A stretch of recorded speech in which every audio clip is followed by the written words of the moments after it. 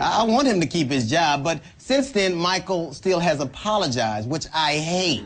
I think if you say something you mean, you should just stand by it. So what he said is, I respect Rush Limbaugh. He is a national conservative leader, and in no way do I want to diminish his voice. I don't understand it. Why is his name Steel? You should call him Aluminum. Damn, he folded that fast. I don't understand. So does Rush Limbaugh run the GOP? It seems like it to me.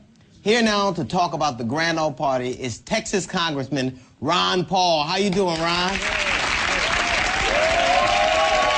See? It's amazing. You are probably the favorite Republican of everybody that I know, man. You talk sensibly. You're very reasonable. You're very pragmatic in your approach. Can I ask you an honest question? Is Rush Limbaugh the Republican Party leader? Philosophically, he has a lot to do with it, but technically, no, he's not the leader. He's not an elected leader. But philosophically, he's filling a void. I think there is a void in the Republican Party, and somebody is filling it. But there are philosophic influences, and that's what Rush Limbaugh does. Well, then let me ask you probably a more direct question. Why do so many people insist on kissing his ass like that? Why is he so, Mark Sanford, the governor of South Carolina, apologized. Congressman Phil Gingrey apologized. Now you have the chairman of the RNC apologizing to him. And I don't think they said anything that was unreasonable. Why would they insist on... I have no idea. They'd probably have to ask that answer. I can't quite figure out all this excitement about this event. because, you know, in a way, I just wonder about the liberals and the Democrats wanting to help Rush Limbaugh so much. I mean, he's making a lot more money. But you know what I suspect that's going on? And this has nothing to do with the conspiracy. But I think what they want to happen is Rush Limbaugh make a whole lot of money, and then they're going to tax him and limit his income to about $250,000 a year, and they're going to put a tax on all the entertainers, and we're going to bail out everybody in the country and take care of all the poor people. Hey, man, the word conspiracy is going to be used. Let the black guy do it, okay? I want to do that.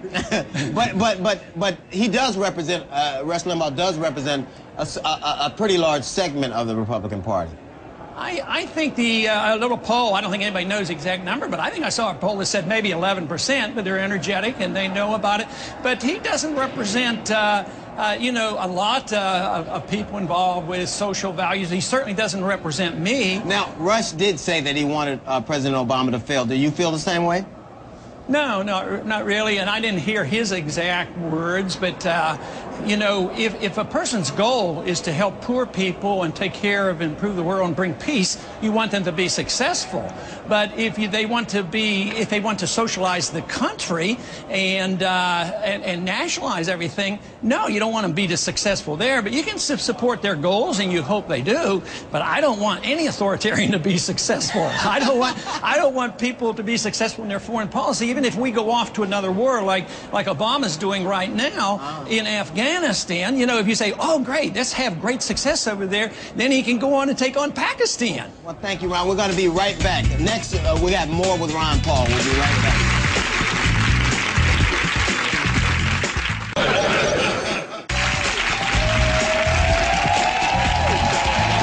We are back with Republican Congressman Ron Paul. Ron, you ran for president.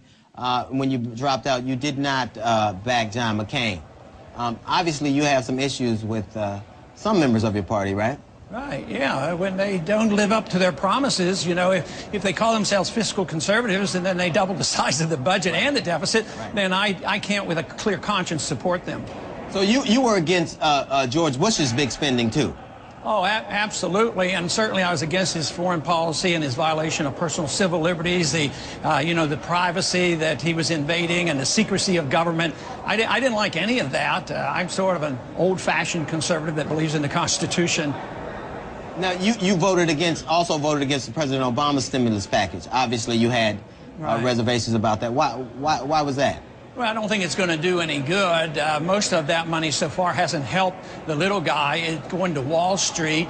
If they'd have taken all that money and just sent checks out, it would have been better off. I would like to get the money in the hands of the people. I don't trust the government, and I don't trust the politicians and the bureaucrats because they bail out their buddies. What we want is to get more money in the hands of the people. That's why I would just suspend the income tax, and everybody would get a pay raise immediately. And there still are a few people that are employed, so this would be a big boost to the economy. Then the people make the decisions rather than bailing out corporate giants and banks, and then they take their money and they get billions of dollars worth of bonuses. It's absolutely out of control. But Ron, okay, I too was against the bailout. But some aspects of the stimulus package, I see some, like as far as extending unemployment benefits to people, making those a little longer, and things like that. Other attributes of the stimulus package, I agree with some of those. But the bailout, I have to say, I was totally against it. I didn't think that we should have bailed out the GM. I thought some of the banks, I could see how that was necessary. But honestly, what do we do then? Well, you have to understand how we got into this mess, and we got into this mess because we spent like there was no tomorrow. We all spent like there was no tomorrow. Yeah, we elected the Republicans to back off from big government, and they doubled the size of everything and ran up the deficit. So we spent too much, we borrowed too much, and then we started putting pressure on the Fed, and the Fed acts on their own, and they started inflating, that is, creating credit out of thin air. They're the ones who really causes the boom, and they literally bring about the bust. After the Depression ended, after the World War II, the spending went down 2/3 and taxes went down 1/3, and that's when the Depression finally ended in the late 40s. Wow, the amazing thing is that you don't seem like a Republican to me, like that I've ever heard. You seem so reasonable.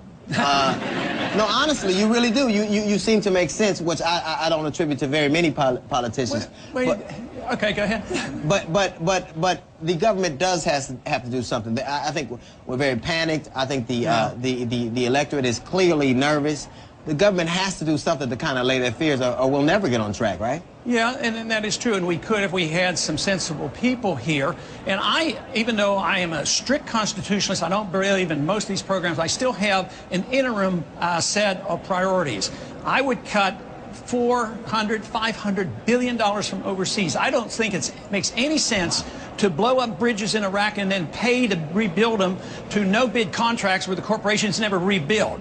I say spend all that money back here at home. We could save enough money by just changing our foreign policy, cutting down on our deficit, and still take care of people that we have taught to be so dependent. We spend over $1 trillion a year maintaining an American empire, but nobody wants to give up on the empire. Wow. Not even this new administration. They're pursuing the Bush policies in the Middle East, and they're not cutting back. And yesterday I gave a speech on the House floor, and I literally bet the troops will not be out of Iraq in 2011. Right. Because we're going to have a big amnesty, and we're going to have 56 military bases, and believe me, that is very offensive to the people of Iraq. Ron, you're too human to be a Republican. Now, I was on Bill Maher about a year and a half ago or so, and you came on, and you came on by satellite, and you were explaining about the Civil War, how it didn't need to be fought. And I was at first like, he's saying that it didn't need to be fought. But when you explained it to me, I thought it was one of the most pragmatic, reasonable things I've ever heard a politician say. Well, the other nations in the West that had slavery all got rid of slavery without a civil war. And the motivation behind the Civil War had more to do than just the slavery issue. So we lost 600,000 Americans, and a lot of residual, probably some left over today. There's still residual. So you could have, with a small fraction of the money and no deaths, just bought the slaves, and freed the slaves. That's what Britain did in some other nations, and that just makes a lot more sense than fighting a war and killing each other. I don't like this war as a solution to our problems. You make way too much sense. You can't be a Republican. I'll say it again. Are you going to run again in 2012? Well, I might be running from somebody or running for Congress or who knows what. Thank you, Congressman Ron Paul. It was a pleasure, man. A real pleasure. Wow. Well, next we will find out if Jesus was a Republican. Wow.